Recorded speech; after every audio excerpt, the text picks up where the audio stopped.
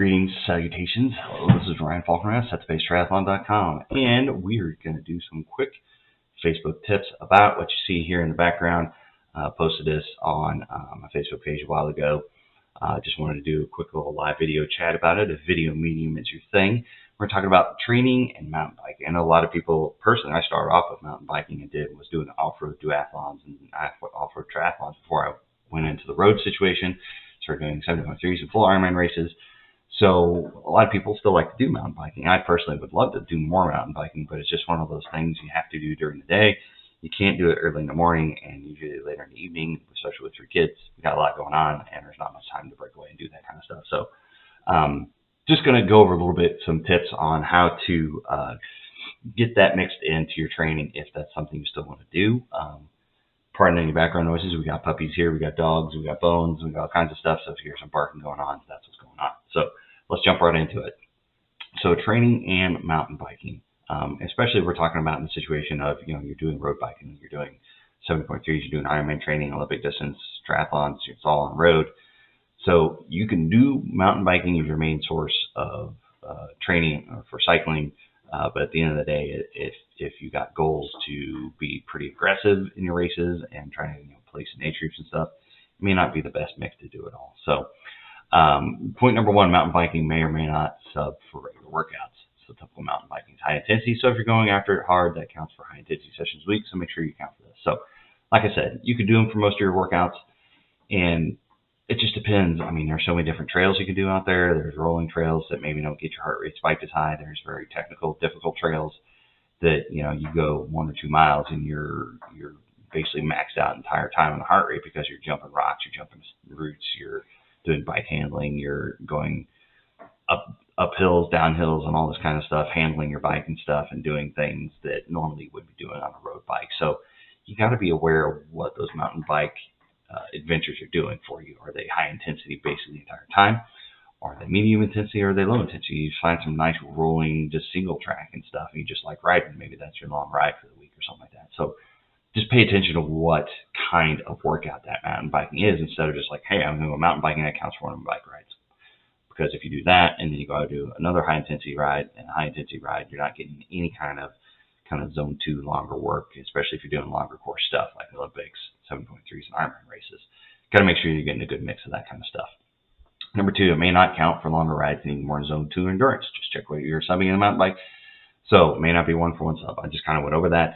So, if you're going to rolling single track, like I said, dirt single track, and you're out there for 2 or 3 hours on a Saturday or Sunday or something like that, or just during the week, maybe it does count for your zone 2 ride if you're keeping that heart rate in zone 2. Maybe that's not a big deal. But if you're going out and you're riding for an hour in that zone 2 and you're like, yeah, that's my long bike ride because it takes longer to ride.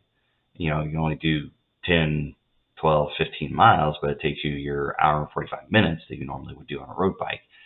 That may not be a good sub. So always make sure, like I said, what that workout is doing for you, and maybe what the proper substitution is going to be.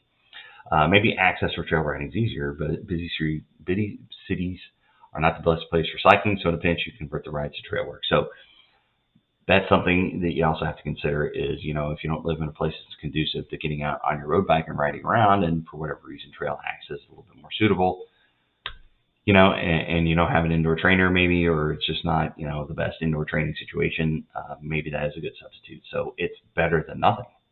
So if it's mountain biking or busy city streets where you're fearing you're going to get hit by a car, I would definitely choose mountain biking. So in a pinch, it'll work. I mean, you can get there, but just be realistic on what your goals are and what you're getting out of those rides.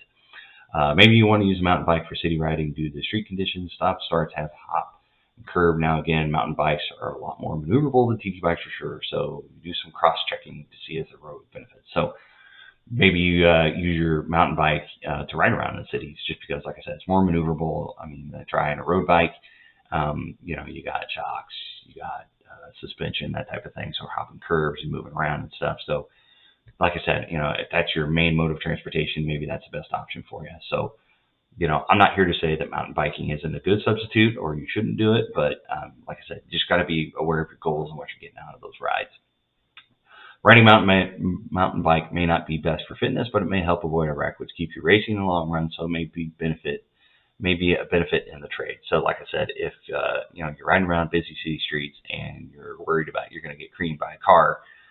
Probably better go out on the mountain bike trails where maybe, you know, the worst thing is a tree limb comes out and smacks you or something in the face and knocks you over versus a car running you over. So if that's what it takes to keep you upright and functioning in one piece, maybe that's a good trade. So always keep that in mind.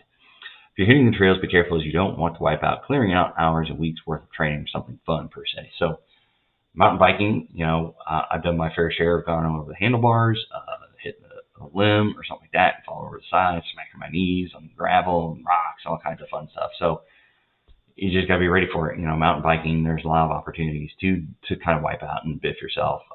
You know, it's not going to be cars, but you can hurt yourself pretty good out there mountain biking too. So you just got to be aware of the benefits. Like I said, I mean, if it's more beneficial than riding in the city because you're always worried about getting run over by a car, maybe it's a fair trade-off. Or if you can find trails, you know, they're more rolling single track stuff with less technical routes and rocks and stuff like that, maybe that's a good trade-off. So just be aware that, you know, if you're getting all your training in and it's not a problem and you just want to mountain bike for fun, just be aware that you're adding a little bit more risk, especially if you're training for a full Ironman race, doing all that work, and you're like, I want to go do something fun just to change it up a little bit, and then you go and you have a wipeout and you sprain an ankle or bash up a knee or something like that, that may just completely wipe out your goals of getting your Ironman race or 7.3. You know, maybe it's something you hold off on until after your race and then pick it back up. But if it's one of your main staples to get your bike rides in, maybe that's a different story, and that's what you have to do, and that's kind of the risk you have to take. So hopefully this kind of helps you out. Like I said, I've had some questions about some athletes who come to me because they've done mountain biking in the past and they want to keep doing it. I'm not here to say no, don't do it, but take these things into consideration and, you know, make a decision on what you think is best for your situation. So hopefully that helped you out. If it did, give it a like on Facebook. Give it a like, thumbs up on YouTube, hit the subscribe button. If you didn't like it, put in the comments why. Maybe I can make it better, help you out more. If you have more questions about the situation, put that in there as well. I'll answer all comments. I get notifications for them. I like to keep you guys informed. So hopefully that helps you out. Remember, keep the rubber side down on the trails, and we'll see you guys at the finish line.